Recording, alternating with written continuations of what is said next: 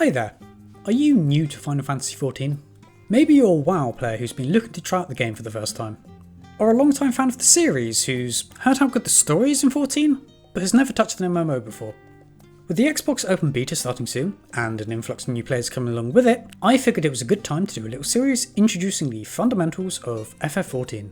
Particularly for people new to MMOs, it may not be immediately clear what the game wants from you in terms of its gameplay.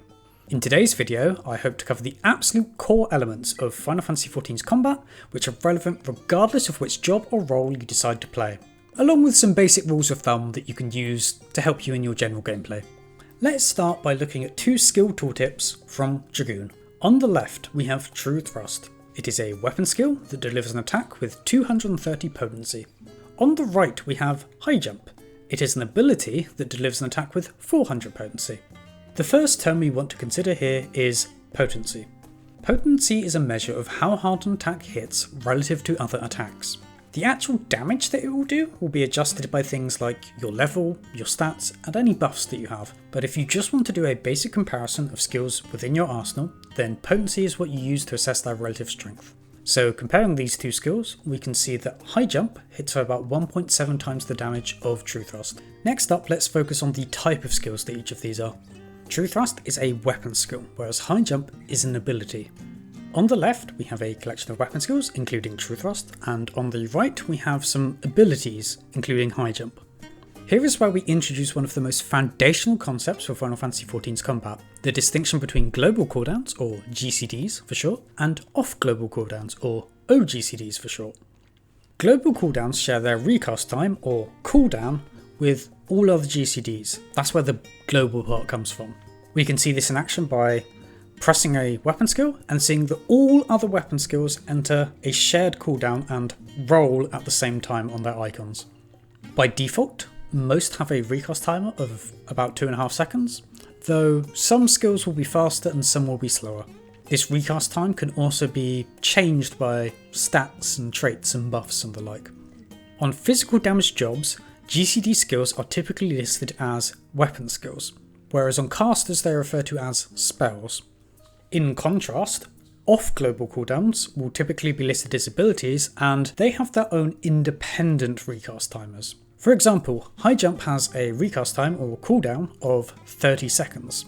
What distinguishes oGCDs from GCDs is that because they work off the global cooldown, they can be used whilst the global cooldown itself is recharging.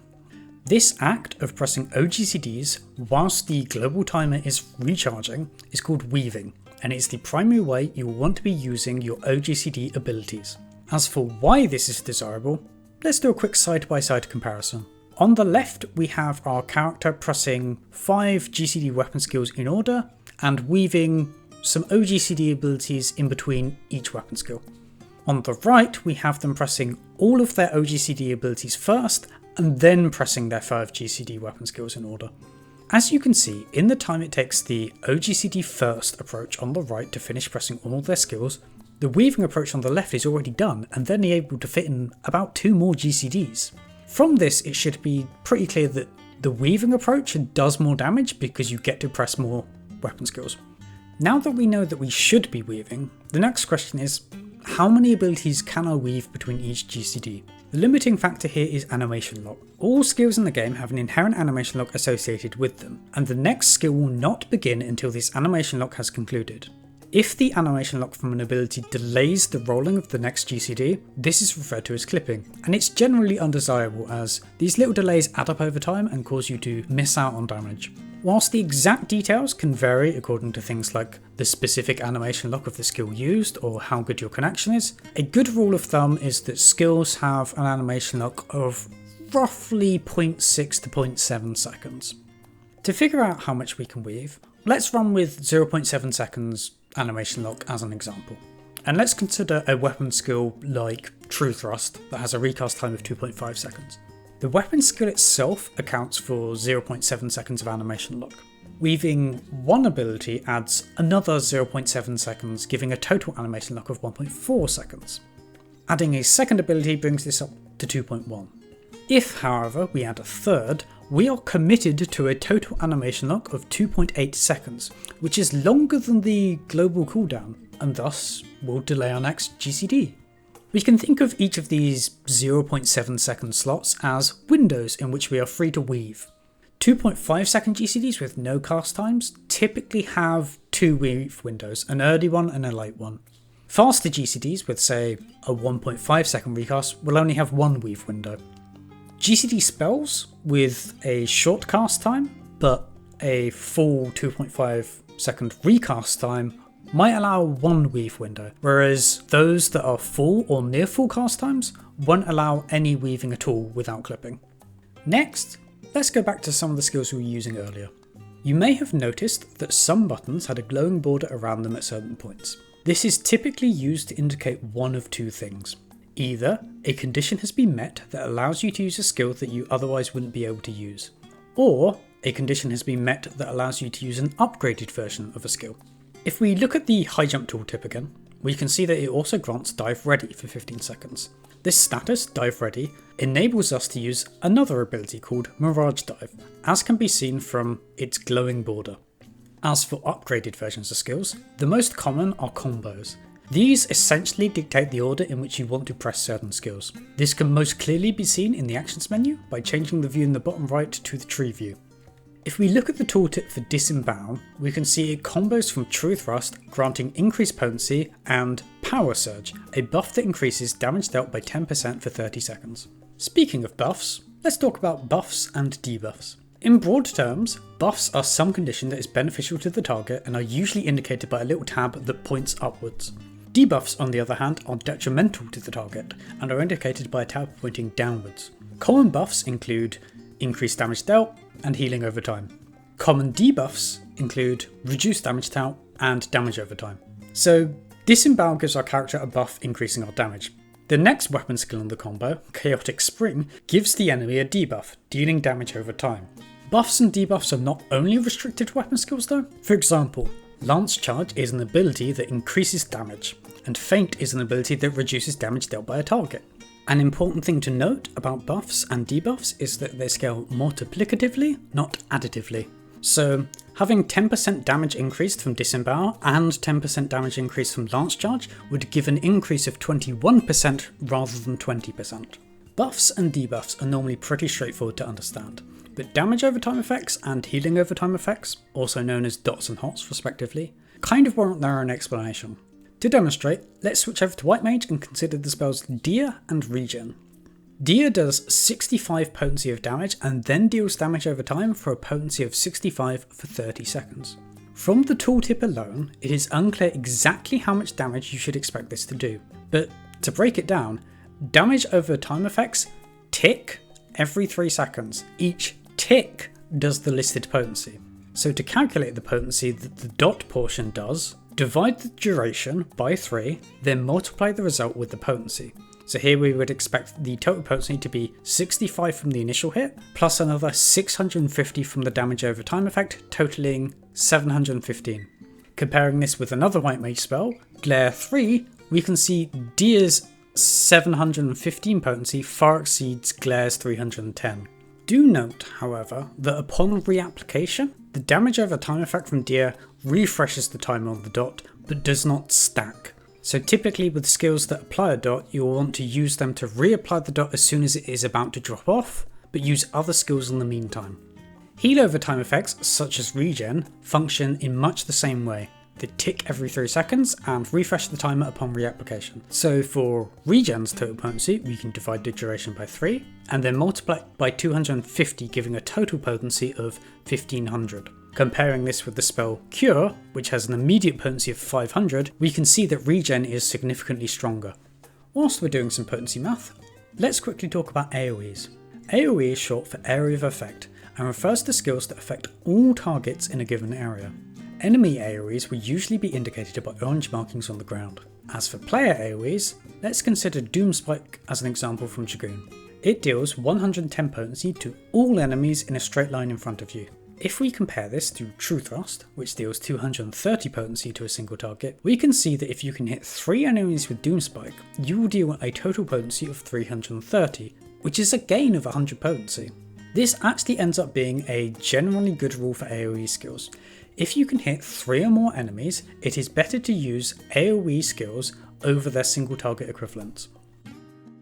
Snapshotting is arguably the most important fundamental concept in Final Fantasy XIV's combat, but also the least intuitive. In short, it works something like this. An attack is prepared, and then at some point during this preparation, a snapshot is taken. After this snapshot, an attack animation plays and damage resolves. The snapshot is essentially all the relevant details, such as player position, buffs and debuffs, at the instant in time that the snapshot is taken. You can kind of think of it like taking a photo of combat. This information is then used to decide if an attack hits and for how much damage. Importantly, this means that the animation that plays is completely decoupled from whether or not you get hit. This can lead to weird situations where you take damage from an attack that it looks like you avoided. The inverse is also true though. You can walk into an attack animation and take no damage. In general, the snapshot for enemy attacks is either when a cast bar finishes or when the orange AoE marker on the ground disappears. To round out the discussion of fundamentals, let's discuss the concepts of uptime and downtime. Uptime refers to any time that you are attacking an enemy. Its inverse, downtime, is where you are not attacking an enemy. Some downtime is forced, right? Like if a boss disappears and becomes untargetable, that's forced downtime. You can't do anything about that. There is also, however, unforced downtime. For newer players, this is most commonly where they are too focused on other things, such as avoiding boss attacks or looking at party health, that they fail to press buttons, right, when they should. There are also other times where, whilst you're not forced, downtime is heavily encouraged. Examples may include like an AoE attack that pushes melee players out of melee range, or that makes casters move and interrupt their casts. A broad goal for players is to maximise uptime and minimise downtime. In particular, newer players should try to focus on making sure they press buttons, reducing that unforced downtime, right? It's usually better to press the wrong damage button than it is to press nothing at all.